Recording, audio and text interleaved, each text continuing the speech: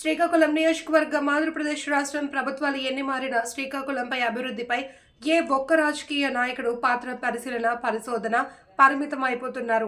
ఎన్నో సంవత్సరాలు శ్రీకాకుళం పట్టణంలో కనీసం కొత్త రోడ్డు వద్ద నూతన రైల్వే స్టేషన్ నిర్మించాలి అని ప్రజలు విజ్ఞప్తి చేస్తున్నా పట్టించుకున్న వాడే లేడు.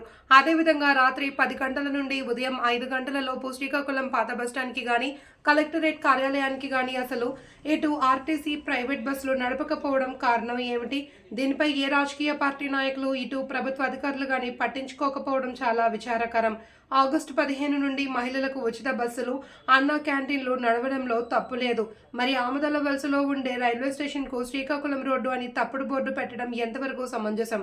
దీనికి ఎందుకు ఏ ఒక్క రాజకీయ నాయకులపై విషయాలను పట్టించుకోవడానికి ప్రధాన కారణం ఏమిటి? పార్టీలకు ప్రజలకు ఓట్లే కావాలా? నాయకులు మీరు మాత్రం ఏసీ కారుల్లోనూ విమానాల్లోనూ మీరే ప్రయాణించాలా? శ్రీకాకుళం మండలం, శ్రీకాకుళం నియోజకవర్గ ప్రజలు అసలు శ్రీకాకుళం నియోజకవర్గంలో పుట్టిన వాళ్ళు చేసిన పెద్ద తప్పు ఏమిటి? శ్రీకాకుళంలో అతిపెద్ద ఆర్టీసీ కాంప్లెక్స్లో పరిసర ప్రాంతాలు నీటిలో పూర్తిగా మునిగి ఉన్నాయి. దీనికి పరిశీలించడానికి ఇటు రాజకీయ నాయకులు కానీ రాజకీయ పార్టీ నాయకులు కానీ ప్రయాణికుల పాటలు పట్టవా? ఇప్పటికైనా ఉచిత పథకాలు ఇవ్వడం తప్పులేదు, కానీ కనీస మౌలిక సదుపాయాలు కల్పించడంలో ప్రజాపాలకులు దృష్టి పెట్టాలి అని శ్రీకాకుళం ప్రజలు వేడుకుంటున్నారు.